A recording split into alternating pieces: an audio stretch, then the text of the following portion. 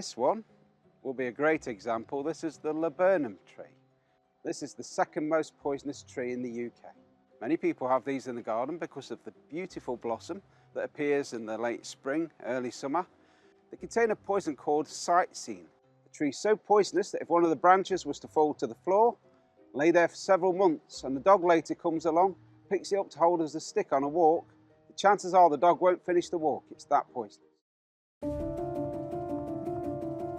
The Turn of the Key begins in a Scottish women's prison where my narrator is writing to a man that she hopes will represent her for a crime she says she didn't commit. It all began a few months ago when she answered what seemed like the perfect advertisement for the perfect job with the perfect family. But when she gets the job and takes up the position in an enviable smart house in the Scottish Highlands, she discovers that things are very far from perfect. The children are troubled, the house isn't obeying orders, and as things begin to unravel, events end with the death of a child in her care. But is she really as perfect as she seems? Is she as innocent as she claims? And will she persuade the lawyer to take on her case and prove her innocence? You'll have to read to find out. My books tend to be a whole mishmash of inspiration from all over the place, and The Turn of the Key was no exception. But one thing which definitely fed in quite strongly was a slew of articles that I was reading about the phenomenon of digital abuse, which tends to begin when one partner in a relationship is the tech-savvy one, and they wire up the house with labour-saving devices, cameras, smart speakers, smart light switches. They understand the system, they have the passwords, they know how to work it. And the other partner kind of goes along with it because it makes their life more secure or more convenient. But if the relationship breaks down, what started off as a kind of security measure can become a means of control. And sometimes that can end up in prosecution in the courts. I've always wanted to set a book in Scotland, and in fact, my first crime novel, In a ... Wood, was supposed to be set in the Scottish Highlands. But when I began to write it, I very quickly realised that I knew nothing about Scottish policing. It's a completely different system from the English one. And so I kind of moved the action just over the border to Northumberland, which was the kind of closest I could get in geography, but sort of, with an English policing system. But I always wanted to return to Scotland as a setting. It's where my mum's side of the family is from, and we spent a lot of time there as kids. And the Highlands in particular are so beautiful. They're one of the few areas of true wilderness that's really left in the UK. And The Turn of the Key just seemed like the right book to set there. In many ways, it's a book about the power of technology and the kind of the capacity of human beings to mess with each other. And so I guess as a counterpoint to that kind of sort of digital abuse side of things, I wanted to have something that reminded the reader that however much human beings kind of torment each other, actually at the end of the day, nature is far more powerful and far more scary. And so I guess having the kind of the physical isolation of the house and the kind of majestic beauty of the surroundings, as well as the poison garden which appears in the grounds of Heatherbray House, that was just a little nod to the fact that the natural world is much more majestic and powerful than we will ever be. So I'm here at Waterstones Piccadilly, and I would love to tell you about 3 books that have been really important to me as a writer for inspiration and as a reader because they're just all crackingly good reads. The first book that I want to share with you is And Then There Were None by Agatha Christie. Crime writers owe so much to Christie. So many of the things that we take for granted about the genre are stuff that she actually pioneered or came up with. There's the twist, there's the whodunit, there's the unreliable narrator. Christie got there first with all of them. And when she wrote The Murder of Roger Ackroyd, she actually got letters from readers about how unsporting it was.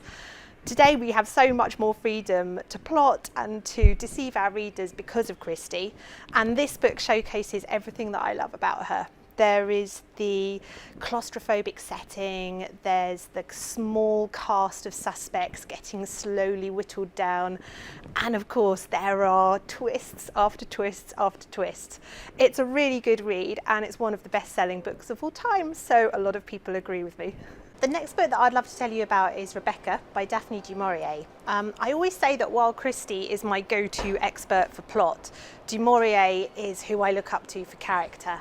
And Rebecca has everything that I love. It has a creepy setting, it has some amazing twisted characters, some fabulous backstory, and it very directly fed into The Death of Mrs. Westaway in its kind of Cornish Gothic noir. There's a horrible housekeeper, there's an unreliable narrator, and there's a kind of twisted love story at the centre of it as well, so I highly recommend you read it. The final book that I want to tell you about is probably the most direct inspiration on The Turn of the Key, as you might be able to tell from the title. It's The Turn of the Screw by Henry James. And while The Turn of the Key isn't a rewrite of The Turn of the Screw, it definitely shares a few common themes. So The Turn of the Screw is about a nanny who's in charge of two small children, and she's slowly going a little bit crazy, as some of us do when in charge of kids. The story gets more and more claustrophobic, and the turn of the screw of the title, I think, is really about the ratcheting tension that you feel as a reader as Henry James slowly puts more and more pressure on this woman, and you watch her disintegrate in front of your eyes. It has a brilliant ending, which I won't spoil for you, but one thing I often try to do in my own books is leave the reader with a sense of a question, and I think that's something that James does brilliantly in this. You will come away from this book with a final haunting question that you will have to decide the answer to. It's absolutely brilliant. It's also very short, so you get 3 extra short stories in this volume, and it's a really spooky read, so read it with the lights on. What does your writing process look like? Because when you write thrillers, there's lots of like twists and turns. Do you know what those are before you tackle the majority of your writing? Do you always know how the book will end? How does that work? I pretty much always know who's done it in the case of most of my novels. I often know some of the twists. So although I have a whole thing about this, whether something is a twist or a reveal, and I think my books mostly feature reveals rather than twists. You know, it's something that a piece of the puzzle that the reader knows is missing, and they're making guesses as to what that piece might be. And then hopefully when you reveal it, it's a surprise to them. But I think a twist is much more in the nature of it's a piece of the puzzle that the reader had no idea was there. They weren't looking for it. They weren't expecting it. It's something that's kind of sprung onto the reader. And I don't tend to write those quite so much. Some of my books do feature twists, but most of them I would say feature reveals. In general, I know the kind of the big blocks of the plot before I start. I don't really plot in a conventional way. I don't sit down and kind of write out a synopsis or a chapter plan, but I do have the bones in my head. I usually have a pretty solid starting place. I normally have an idea of who did it and why, and I usually have an idea of sort of some of the big set pieces that will happen along the way, but exactly how that unfolds is all up for grabs. And sometimes the best twists are the ones that completely surprise you, and you're like, oh my gosh, I never thought of doing that. You know, a character will refuse to do something that you wanted them to do, or will go completely off tack and do something that you never expected. And that can be a really fun way of discovering a twist organically, and I think those are often the ones that work best.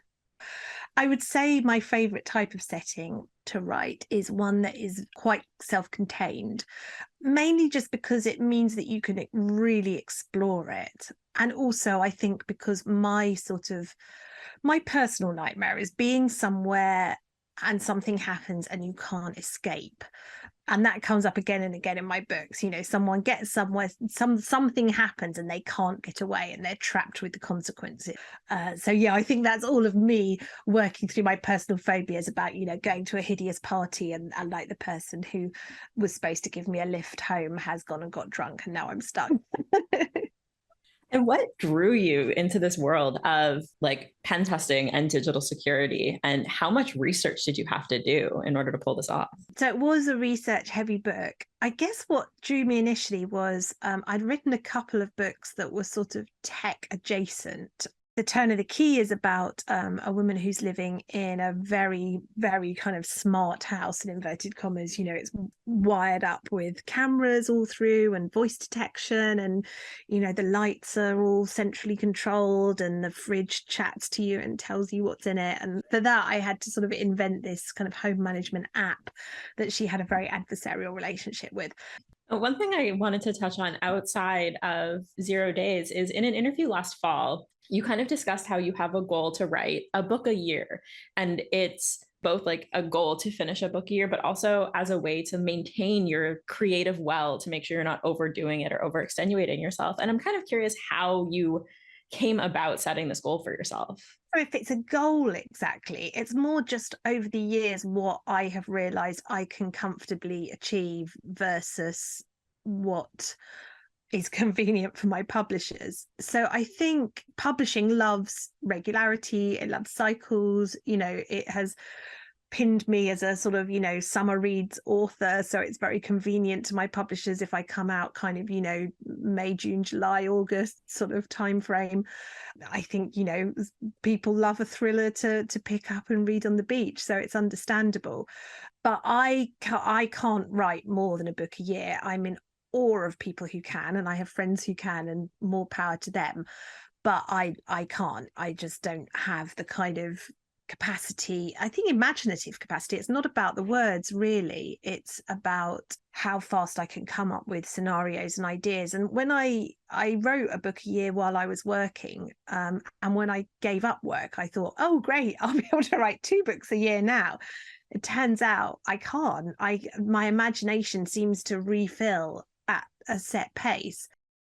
Following so many of my own literary heroes, it is maybe appropriate, therefore, that I would like to talk to you this evening about imposter syndrome. Because here's the thing, I have always wanted to be a writer, right back as far as I can remember. I was always scribbling little stories that grew into longer stories, and finally, by the time I was a teenager, into, I guess, book-length things, maybe not books. All through my teens and my 20s, I was writing and writing, but for some reason, I never tried to get published. I kept writing and putting my books under the bed, and I think it was this combination of raging imposter syndrome and something else, kind of the opposite, a kind of pride and a reluctance to know for sure that I was not good enough. It wasn't until I had kids that something changed. I was on maternity leave with my second baby. I was in a library looking down the barrel of having to go back to work at a fairly demanding job, and I realized suddenly that my writing was a hobby, and I didn't have time for hobbies anymore. I barely had time to wash my hair. If I didn't find a way to make my writing pay, ideally enough for an extra day's childcare, I was not going to be able to keep doing this thing that I loved. And so, for the first time, I invested in myself. I bought a cheap laptop so that I could type while my baby napped. I bought books, Stephen King's on writing. I submitted, and I got rejected. Of course I did. The worst had happened. Someone had echoed that little voice in my head and told me that, no, actually, I was not good enough. 5 years before, I would have shelved the book. I would have crawled back into my shell. But this time, something had changed. Maybe having kids had made me braver, more willing to sacrifice my pride for something that I truly wanted. Maybe this time I had written a book that I simply couldn't bear to shelve. Whatever the reason, I kept revising, I kept submitting, and eventually I found an agent and a publisher, and 15 years later, here I am. Of course, that little voice in the back of my head saying, is this really the best you can do? That little voice has not been silenced by being published.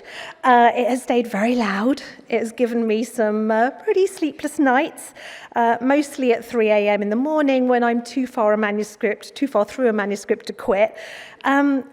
But it has also pushed me to try harder, to hone my craft. I think it has made me a better writer. And for that reason, I never want to silence it. Or not completely. But there is another reason why I want to keep listening to that voice. And it's one that is not actually about me at all. Because the flip side of the question, why me, is the answer, why not her, or him, or them? Because the truth is, I have been astonishingly lucky with my career. I've been lucky with my books, I've been lucky with my timing, I have been lucky most of all with my simply extraordinary publisher, the reason we're all here tonight. And there are plenty of amazing writers who haven't been as lucky as me, writers who fully deserve a place at the table, but who haven't been given one for whatever reason. And that is something that I never want to forget. So I guess what I have learned over the years from my imposter syndrome is not to ignore that little voice inside your head, to try to listen to it, learn from it when you can, let it make you more careful, more diligent, more exacting, but don't let it make you afraid, and never, ever let it shut you up. Thank you.